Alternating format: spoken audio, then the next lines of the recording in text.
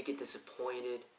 They meet a woman or someone that they're dating, and they're not going to expectations, and they get their heart broken and get really sad, and they date all these other people and they just don't find the right one. They get really sad and depressed, to the point where they just get really sad.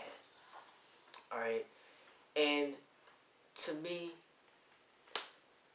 experiencing all this, I think that there is a lot of freedom, a lot of happiness and bliss and beauty that can be found in being single. Alright? That people don't realize, until they lose it. Just like you got somebody that's single, wishing to be in a relationship. And then when they get in the relationship, they feel strapped down. They feel suffocated. And then they want to break up. Alright? So when they're in a relationship, they don't appreciate the relationship and they feel suffocated. When they're not in a relationship, they don't appreciate the freedom, and then they want to, they always yearn and desire to be with somebody. Alright?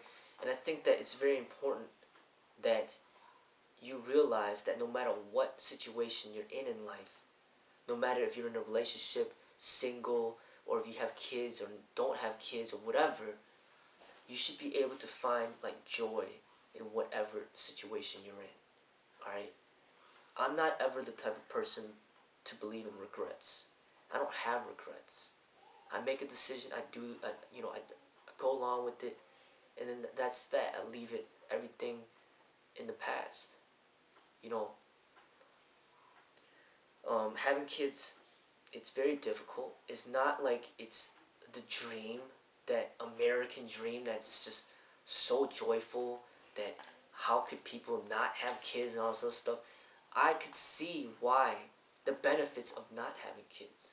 And then I could see the benefits of having kids. And either way, no matter which decision you make, to me it's the same. There's joy on the end of each road. That's the way that I think about it. When I started to discover, which was just recent, maybe about a couple years ago, about YouTube and expressing myself through YouTube and educating through YouTube and all other stuff, I felt a part of me that was fulfilled, that I didn't feel that was completely fulfilled by neither my wife nor my kids. And I felt ultimately that's what I really wanted from the very beginning, was to be able to express myself and share, my artistic side in order to, I guess, just express myself, and maybe hopefully people can learn something positive from it. And from YouTube, it got me to feel that fulfillment. So when I think back at it, I almost feel like if I would have discovered YouTube and this part of my expression before I had kids, I might not have even decided to have kids. Not in the sense of me regretting having kids, but just in the sense of just realizing that it wasn't really necessary to really have kids of my own in order to express myself as an artist. But I could just do that anyway, with or without kids. And another thing is, before I had kids, I viewed life to be very positive. I only saw the positive. And I saw life to be such a great joy. Like sunny day every day. That's how I viewed life. And one of the main reasons why I wanted to have kids was I wanted to share that happiness with them and get them to enjoy life as much as I was enjoying life. And I thought that I was doing something great for them, to give them life so that they can enjoy life. But then later on, through certain experiences and realizations, I saw the other part of life. The life that's full of misery and unhappiness and suffering. I saw that part. And then I started to see the other side of where bringing kids into this world may not be the best thing, because of all the suffering, of the overpopulation, of the animals that are being killed, of just for us to survive. All the garbage and trash that's being wasted from our human survival, and just the unhappiness that you see around you. Um, the kids coming into this world crying, the kids crying and crying and crying throughout their early years. You see a lot of suffering. And I saw the other side. I saw the happy side, and then I saw the sad side. And I understand both. That not necessarily bringing people life in this world to this world is not necessarily um, the best thing at all times for everyone. I believe that you should only do it when there's real love between you and your partner, and that's something that you both really want, and that you both are committed to taking care of this child and being there for the child, you know, and that's what you really want out of life. Then I think it's great. But for people that are single, that haven't found the right person, that are, you know, still, you know, in and out of relationships, I believe that they should not have the desire to have children or to meet the perfect person. They shouldn't even have the desire. They should just be happy with their position in life, being single, being free. And if somebody comes along that that they connect with, then fine, that's great.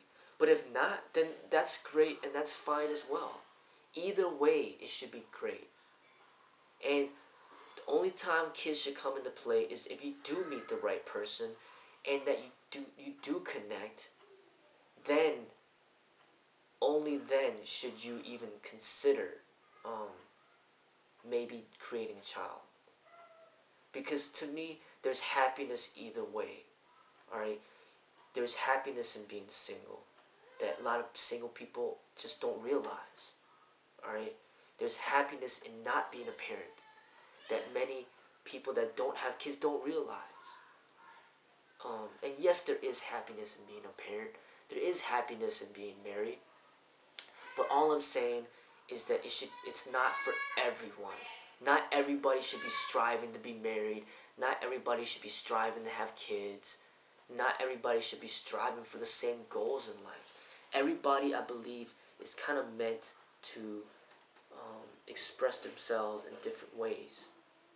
And it just so happens that this is what happened to me. I ended up thinking that I was never going to meet someone special, and then I ended up meeting someone special. And then we ended up connecting, like, very quickly. And then we ended up having kids because we felt such a strong connection. It just happened that way. And I'm going to learn to enjoy it.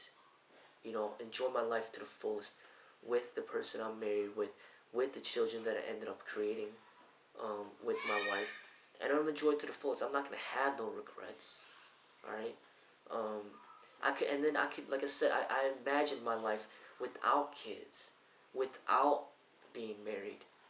And I imagined it, and I could see that very easily that I could have found just as much happiness, I believe. You know, I believe that no matter what your situation in life is, you can always find that happiness. To not look into the future and have hopes and dreams or wishes, whatever. Just enjoy your life for what it is. If it happens, it happens. If it doesn't, it doesn't. Alright? And, you know, I'm being very honest about what it's like to have kids. Another thing that you gotta be really aware of, extremely aware of, that I was not aware of, is that as a parent, you don't really have full control over how you raise your kids. A lot of it is dictated by the society around you, by the culture that's around you. You might have a certain culture. You know, say you are from China, and in China they raise their kids a certain way, and you live in America. Many times you got to realize that you can't really raise them the way that they raise them in China.